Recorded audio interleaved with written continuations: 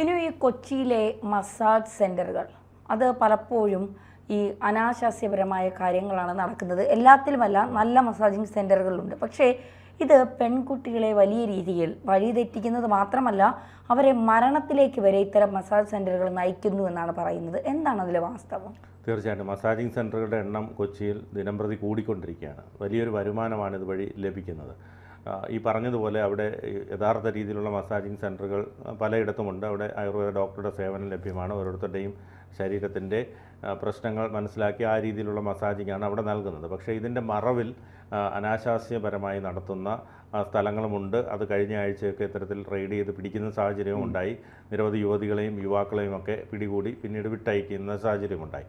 സ്വാഭാവികമായും ഇവിടെ ഈ മസാജിങ് സെൻ്ററുകളിൽ നടക്കുന്നത് ഇത്തരത്തിൽ ആദ്യം നോർമൽ ഒരു മസാജിങ് പോലെ വന്നിട്ട് മറ്റ് പാക്കേജുകളിലേക്ക് കടക്കുന്ന രീതിയാണ്. അപ്പോൾ കൗണ്ടറിൽ പൈസ അടച്ച ശേഷം മസാജ് ചെയ്യേണ്ട ആളുകളെ തിരഞ്ഞെടുത്ത് അതിനുശേഷം ടിപ്പ് കൊടുത്ത് ആ രീതിയിലാണ് മസാജിങ് നടത്തുന്നത്. അതിനോടൊപ്പം മറ്റ് പാക്കേജുകളും നൽകി വരുന്നു. സാധാ മസാജിങ്ങിനൊപ്പം തന്നെ മറ്റ് ലൈംഗികപരമായ ആവശ്യങ്ങൾ നിർവഹിക്കുന്നതിന് വേണ്ടിയിട്ടുള്ള മസാജിങ്ങും നിലനിൽക്കുന്നുണ്ട്.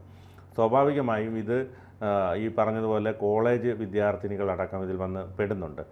കാരണം ഇത്തരത്തിൽ ഈ തുണിക്കടകളിലും അല്ലെങ്കിൽ മറ്റ് കടകളിലൊക്കെ നിൽക്കുന്ന യുവതികളും ഒക്കെ ഇത്തരത്തിൽ ഇവിടെ വന്ന് പെടുന്നുണ്ട്. കാരണം അവർക്കൊക്കെ ഒരു ദിവസം കിട്ടുന്ന തുച്ഛമായ വരുമാനമാണ്. ഇവിടെ മാസത്തിൽ 1-2 ദിവസം വന്നു കഴിഞ്ഞാൽ 10,000 മുതൽ 15,000 രൂപ വരെ ഒരു ദിവസം ലഭിക്കുന്നുണ്ട് ഈ പാക്കേജുകളിലൂടെ. അപ്പോൾ അതുമാത്രമല്ല, കോളേജ് വിദ്യാർത്ഥിനികളും ഇത്തരത്തിൽ മസാജിങ് സെൻ്ററുകളിൽ എത്തുന്നുണ്ടെന്നാണ് കണക്കുകൾ സൂചിപ്പിക്കുന്നത്. അപ്പോൾ ഒരു വിദ്യാർത്ഥിനി വരുന്നതോടുകൂടി സ്വാഭാവികമായും അതിന് ജീവിത നിലവാരം ഉയർത്തുന്നതിനും അല്ലെങ്കിൽ മേക്കപ്പ് ഒക്കെ ചെയ്യുന്നതിന് വേണ്ടിയിട്ടും ടൂറ് പോകാനും നല്ല വസ്ത്രങ്ങളും നല്ല ഭക്ഷണമൊക്കെ കഴിക്കുന്നതിന് വേണ്ടിയിട്ടുള്ള തുക ലഭ്യമാകും. വീടുകളിൽ നിന്ന് ലഭിക്കുന്ന തുച്ഛമായ പൈസയുമായി ആയിരിക്കും.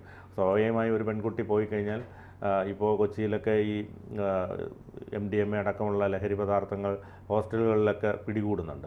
സ്വാഭാവികമായിട്ട് ഇവർ ഇത് വന്ന് പറഞ്ഞ് നീയും കൂടെ വാ എന്ന് പറഞ്ഞിട്ട് കൂട്ടുകാരികളെ വിളിച്ചു കൊണ്ടുപോവുകയും അവരും പിന്നെ ഇതിനകത്ത് പെട്ടുപോവുകയൊക്കെ ചെയ്യുന്നുണ്ട്. ചിലരെല്ലാം ഈ പഠനം കഴിയുന്നതോടെ ഇവിടെ വിട്ടു പോവുകയും പിന്നെ വിവാഹം കഴിച്ച് മറ്റ് ജീവിതത്തിലേക്ക് കടക്കും. മറ്റു ചിലർ ഇതിനകത്ത് പെട്ടുപോവുകയും അവർ ട്രോമ ആയി മനസ്സിന് ടെൻഷനായിക്കൊണ്ട് പിന്നീട് അവർ ഒരു ആത്മഹത്യയിലേക്ക് പോലും തിരിയുന്ന ഒരു സാഹചര്യമൊക്കെ നിലനിൽക്കുന്നുണ്ട്. അതുകൊണ്ട് തന്നെ ഇത് ഓതറൈസ്ഡായിട്ട് നടത്തണമെന്നാണ് എല്ലാവരും പറയുന്നത്. ഈ ഇത്തരം ഇപ്പോൾ അനാശാസ്യങ്ങൾ പല മസാജിങ് സെൻ്ററുകളിൽ നടക്കുന്നുണ്ട്.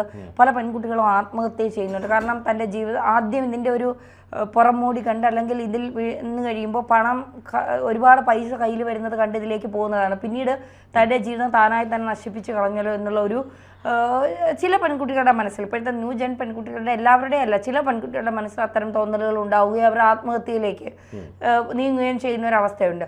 എന്തുകൊണ്ടാണ് ഈ മസാജ് സെൻ്ററുകൾ മുഴുവനെന്ന് ഞാൻ പറയുന്നില്ല, കുറേ ശതമാനത്തോളം, ഒരു പകുതി ശതമാനം ഈ അനാശാസ്യ പ്രവർത്തനങ്ങൾ നടന്നിട്ടും അധികാരികളോ പോലീസോ ഇതിൽ കൂടുതൽ ശ്രദ്ധ ചെലുത്താത്തത്? സ്വാഭാവികമായിട്ടും ഇതിൻ്റെ ഒരു മുതലാളിമാർ എന്ന് പറയുന്നത് അവരൊരു വലിയ ലോബി തന്നെയായിരിക്കും. അവർക്ക് രാഷ്ട്രീയ, സാമൂഹ്യ, സാംസ്കാരിക രംഗങ്ങളിലൊക്കെ വലിയ സ്വാധീനം ചെലുത്താൻ കഴിവുള്ളവരായിരിക്കും. സ്വാഭാവികമായും പോലീസ് ഉദ്യോഗസ്ഥരെ അടക്കം ഇവർ സ്വാധീനിക്കാം. അല്ലെങ്കിൽ പോലീസ് ഉദ്യോഗസ്ഥർക്ക് കൃത്യമായ പടി കൊടുക്കുന്നുണ്ടാവാം. അല്ലെങ്കിൽ പോലീസ് ഉദ്യോഗസ്ഥർക്ക് ഇവിടെ ഉള്ള സേവനം ഫ്രീ ആയിരിക്കാം. അങ്ങനെയൊക്കെയുള്ള കാര്യങ്ങളുണ്ടെങ്കിൽ സ്വാഭാവികമായും ഇത്തരത്തിൽ ഒരു പരാതി ലഭിക്കുമ്പോൾ ഇവർ സ്വാഭാവികമായും ഈ പോലീസ് ഉദ്യോഗസ്ഥർ തന്നെ ഇവിടേക്ക് വിളിച്ച് പറയും, ഞങ്ങളിപ്പോൾ റെയ്ഡിന് വരുന്നുണ്ട്, എന്തെങ്കിലും അനാശാസ്യപരമായ എന്തെങ്കിലും ഉണ്ടെങ്കിൽ അത് പെട്ടെന്ന് മാറ്റിക്കുള്ളൂ എന്ന് പറയും.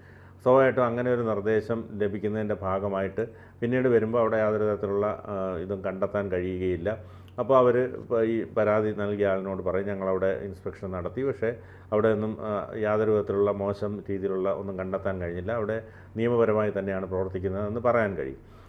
ചിലരെ സംബന്ധിച്ചിടത്തോളം ഇത്തരത്തിൽ ആ സമയത്തും കൂടുതൽ പൈസ വാങ്ങാൻ ഇത് പ്രേരിപ്പിക്കുന്നുണ്ട്. ഇപ്പം ഇത്തരത്തിൽ ഒരുപാട് പരാതികൾ വരുന്നുണ്ടെന്ന് ഇതിൻ്റെ ഓണറിനെ അറിയിക്കുമ്പോൾ സ്വാഭാവികമായിട്ടും അവർ ഒരു മാസം കൊടുക്കുന്ന പൈസ ചിലപ്പോൾ അടുത്ത മാസം അതിൻ്റെ ഇരട്ടിയാക്കി കൊടുക്കാനും ഒക്കെ ഉള്ള സാധ്യതയുണ്ട്. പക്ഷേ ഇതൊരു വലിയ ബിസിനസ്സായി വന്നുകൊണ്ടിരിക്കുകയാണ്. സ്വാഭാവികമായിട്ടും ഇത് നിയമപരമായി നടത്തുന്നത് കൊണ്ട് കുഴപ്പമില്ല. കാരണം കൃത്യമായ രീതിയിലുള്ള വൈദ്യപരിശോധനയും ഡോക്ടറുടെ സഹായത്തോടു കൂടിയൊക്കെ ചെയ്യുകയാണെങ്കിൽ ഈ കേരളത്തിൽ അനുദിനം പീഡനങ്ങൾ വർദ്ധിച്ചു വരികയാണ്. കൊച്ചു കുഞ്ഞുങ്ങളെ വരെ പീഡിപ്പിക്കുന്ന സാഹചര്യമുണ്ട്, വൃദ്ധകളെ പീഡിപ്പിക്കുന്നു. സ്വാഭാവികമായിട്ടും ഇത്തരത്തിൽ ഉള്ള ആവശ്യങ്ങളുള്ളവർക്ക് പോകാനും അത് നിയമപരമായി യാതൊരു പ്രശ്നങ്ങളും ഇല്ലാതെ പോകാനും സ്വകാര്യമായി തന്നെ പോയി വരാനും അത് സഹായകരമാകും. പക്ഷേ അത്തരത്തിൽ അല്ലാതെ ഈ പറഞ്ഞതുപോലെ ഈ അനാശാസ്യപരമായി അല്ലെങ്കിൽ നിയമം ലംഘിച്ചുകൊണ്ടൊക്കെ ഇതിൻ്റെ മറവിലൊക്കെ ചെയ്യുന്നതാണ് കൂടുതൽ പ്രശ്നങ്ങളിലേക്ക് പോകുന്നത്. ഇതിനെ തടയിടാൻ ഒരു സംവിധാനങ്ങൾക്ക് കഴിയില്ല എന്നാണോ പറയുന്നത്? ഇതിനെ തടയിടാൻ ഈ പറഞ്ഞതുപോലെ നിയമ സംവിധാനങ്ങൾ കൃത്യമായി അത് പാലിക്കണം, അത് രാഷ്ട്രീയക്കാർ ഇതിലിടപെടണം. അതോടൊപ്പം തന്നെ ഈ നമ്മളിപ്പോൾ പറഞ്ഞില്ലേ, ഈ കൊൽക്കത്തയിലും മുംബൈയിലും ഒക്കെ ചുവന്ന തെരുവുകളുണ്ട്, അതുപോലെ ആവണമെന്നല്ല പറയുന്നത്. പക്ഷേ എന്നിരുന്നാലും ഇത്തരം ആവശ്യങ്ങൾ ഉള്ളവർക്ക് വേണ്ടിയിട്ട് അത് ആ രീതിയിലുള്ള നിയമങ്ങൾ പാലിച്ചുകൊണ്ട് കൃത്യമായ വൈദ്യപരിശോധന നടത്തി ഇതിനു വേണ്ടി വില്ലിംഗ് ആയിട്ട് വരുന്ന യുവതികളെ മാത്രം കൊണ്ടുവന്ന്, അല്ലാതെ ആരെയും നിർബന്ധിച്ച് കൊണ്ടുവരികയോ അല്ലെങ്കിൽ ഇത് ജീവിക്കാൻ വേണ്ടി ഇത്തരം ഒരു തൊഴിലിന് വരുന്ന ആളുകൾ വന്ന് ചെയ്തു പോയാൽ ഒരു പരിധിവരെ ഇതിന് പ്രശ്നങ്ങളില്ലാതെ പോകുമെന്നാണ് പറയുന്നത്. പക്ഷേ ഇപ്പോൾ നമ്മളിപ്പോൾ കണ്ടുവരുന്നത് ഇവിടെയൊക്കെ കൂടുതൽ സ്ഥലങ്ങളിൽ ഇത് ഓരോ ദിവസം കഴിയുന്നവർ കൂടിക്കൂടി വരികയാണ്. അതുമാത്രമല്ല, മറ്റ് വിദേശ രാജ്യങ്ങളിൽ റഷ്യൻ യുവതികളും അത്തരത്തിലുള്ള യുവതികളൊക്കെ ഇവിടേക്ക് ഇതിനായി എത്തുന്നുണ്ട്. അതുപോലെ തന്നെ മറ്റ് സംസ്ഥാനങ്ങളിൽ നിന്ന് മാലി എന്നുള്ള അവിടെ നിന്നൊക്കെ വരുന്ന ആൾക്കാരും ഒക്കെ യുവതികളും ഒക്കെ ഇതിലേക്ക് വരുന്നുണ്ട്. അപ്പോൾ സ്വാഭാവികമായിട്ടും മറ്റ് രോഗങ്ങൾ, ഈ ലൈംഗിക രോഗങ്ങൾ, എയ്ഡ്സ് പോലെയുള്ള അത്തരത്തിലുള്ള രോഗങ്ങളൊക്കെ പടർന്നു പിടിക്കുന്നതിനൊക്കെ ഇത് കാരണമാകും. അതുകൊണ്ടാണ് ഞാൻ പറഞ്ഞത്, കൃത്യമായ ഒരു വൈദ്യപരിശോധനയോടുകൂടി എല്ലാ നിയമങ്ങളും പാലിച്ചുകൊണ്ടുള്ള രീതിയിൽ ഉള്ള ഇത്തരത്തിലുള്ള കേന്ദ്രങ്ങൾ നടത്തണമെന്നാണ് ഈ പൊതുവെയുള്ള അഭിപ്രായം. അപ്പോൾ ഈ പറഞ്ഞതുപോലെ ഇപ്പോൾ കൊച്ചിയിൽ മാത്രമല്ല, മറ്റ് ജില്ലകളിലും ബാംഗ്ലൂർ പോലെ നമ്മളിപ്പോൾ കൊച്ചിയിൽ മാത്രമല്ല, തിരുവനന്തപുരത്തും കൊല്ലത്തും മറ്റ് ജില്ലകളിലൊക്കെ കോഴിക്കോടും അടക്കം ഇത്തരത്തിൽ ഇതിൻ്റെ കേന്ദ്രങ്ങൾ വർദ്ധിച്ചു വരുന്നു. സ്വാഭാവികമായി പറഞ്ഞതുപോലെ ഈ വരുന്ന യുവതികൾക്ക് ഇത്തരത്തിൽ ഈ കസ്റ്റമേഴ്സിൻ്റെ കയ്യിൽ നിന്നുള്ള ടിപ്പായതുകൊണ്ട് ഇവരെ സംബന്ധിച്ചിടത്തോളം, ഈ കേന്ദ്രങ്ങളെ സംബന്ധിച്ചിടത്തോളം അവർക്ക് വലിയ ലാഭമാണ്.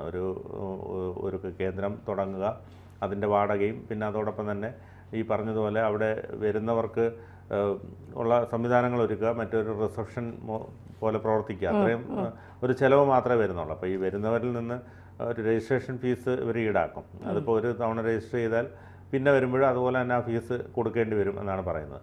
അപ്പം 2000 രൂപയും മുതൽ മുകളിലോട്ടാണ്. അപ്പോൾ ആ തുക ഇവർക്ക് ഈ കേന്ദ്രങ്ങൾക്ക് കിട്ടുകയും അതിൽ വരുന്ന യുവതികൾക്ക് ഈ കസ്റ്റമേഴ്സിൻ്റെ കയ്യിൽ നിന്ന് തന്നെ ടിപ്പായി തുക ലഭിക്കുകയും ചെയ്യും. അതുകൊണ്ട് തന്നെ നല്ല ലാഭത്തിൽ പ്രവർത്തിക്കാൻ കഴിയും. പിന്നെ ഈ പറഞ്ഞതുപോലെ ഡോക്ടറെ അവർ സേവനത്തിനായി വെച്ചിട്ടുണ്ടാകും. ആ ഡോക്ടർക്ക് ഒരു നിശ്ചിത തുക മാസം കൊടുക്കേണ്ടി വരും. ഡോക്ടർ അതിനടുത്ത് തന്നെ അവൈലബിൾ ആയിരിക്കും.